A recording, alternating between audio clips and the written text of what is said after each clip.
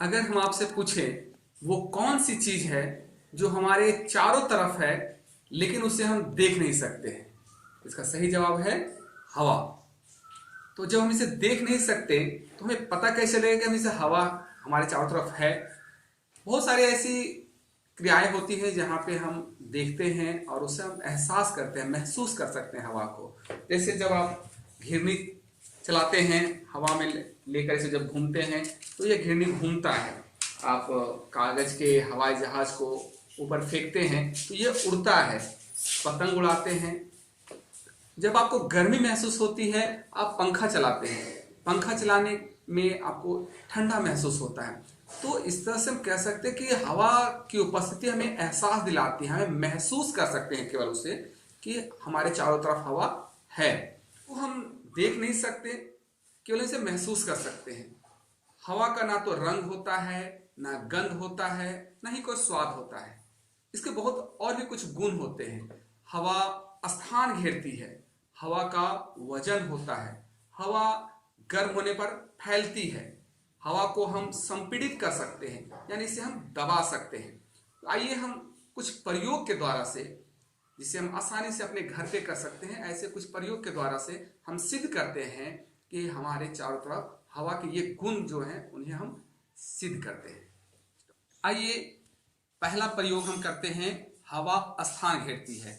इसके लिए हम एक पानी से भरा टब लेते हैं, एक गिलास लेते हैं और एक रुमाल लेते हैं।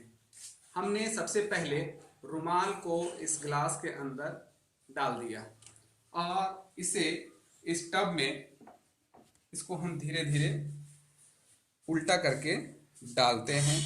पूरी तरह से पानी के अंदर इसे हम ले जाते हैं।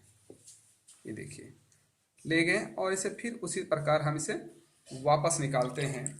अब हम इसे देखते हैं रुमाल को निकाल कर कि जब पूरा गिलास पानी के अंदर चला गया था फिर भी रुमाल नहीं भीगा।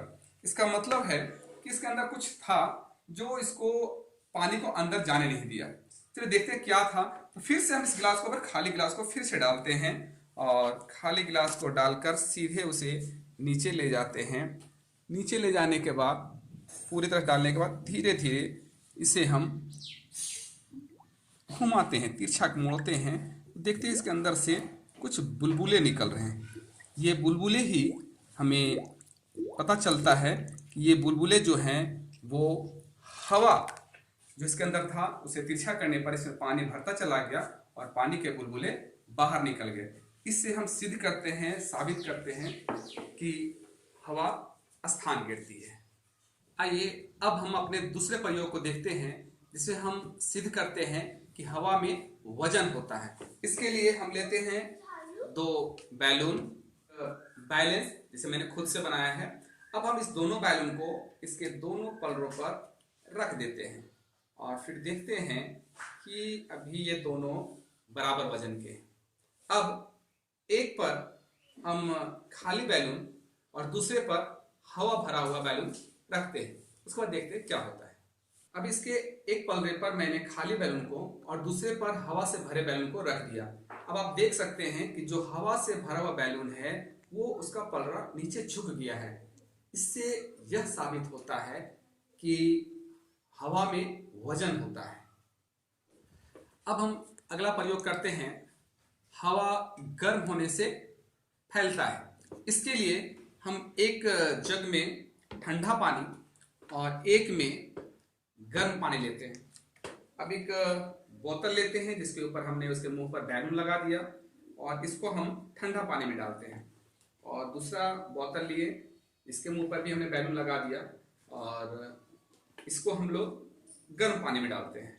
अब देखते हैं कि पहले इसको हमने ठंडे पानी में डाला, बैलून में कुछ भी फर्क नहीं पड़ रहा है। अब इसको हम एक दूसरे बोतल को, इसको हम गर्म पानी में डाल रहे हैं। तो देखते हैं कि इसके अंदर जो हवा था वो गर्म होने से फैल गया और इसके ऊपर जो बैलून है उसमें हवा गर्म होने के कारण बढ़ा, फैला और वह बैलून फूल गया। साथ साथ बोतल में भी धीरे फूल जाता है। तो इस प्रयोग से हम यह सिद्ध कर सकते हैं, सिद्ध करते हैं कि हवा गर्म होने पर फैलती है। तो हम अपने अंतिम चौथा प्रयोग करते हैं, जिसमें हम सिद्ध करते हैं कि हवा को संपीड़ित किया जा सकता है अर्थात दबाया जा सकता है। इसके लिए एक सिरिंज हम ले लें, मुझे बड़ा मिला, आप घर पे छोटा सा ले सकते हैं, और इससे हम हवा को खींच लें। जब इसे हम खींच लेते हैं तो इसके अंदर हवा भर गया। हवा भरने के बाद इसके मुंह को हम दबाकर और बंद करके इसे हम दबाते हैं, तो हम देखते हैं कि इसे कुछ हद तक दबाया जा सकता है, यानी हवा को हम संपीड़ित कर सकते हैं, दबा सकते हैं। अगर हम इसके जगह अगर पानी लें और इसके मुंह को बंद करके दबाएं तो वह नहीं दबता है, यानी पानी को संपीड़ित नहीं किया जा सकता है, लेकिन हवा को संपीड़ित किया जा सकता है। साथ ही साथ इसे फैलाया भी जा सकता है। अगर इसे बंद कर हम इसे खींचे तो हवा को कुछ हद तक बढ़ाया भी जा सकता है। तो इस प्रयोग से हम सिद्ध कर सकते हैं कि हवा को संपीड़ित किया जा सकता है, दबाया जा सकता है। तो आज हमने 4 प्रयोग करके, जिससे हम आसानी से अपने घर पे प्रयोग कर सकते हैं आप भी, और हमने ये सीखा कि हवा स्थान घेरती है, हवा में वजन होता है, हवा गर्म होने से फैलता है और हवा को संपीड़ित किया जा सकता है। तो इस प्रयोग सिद्ध करके हमने हवा के गुण को प्रयोग के माध्यम से साबित किया।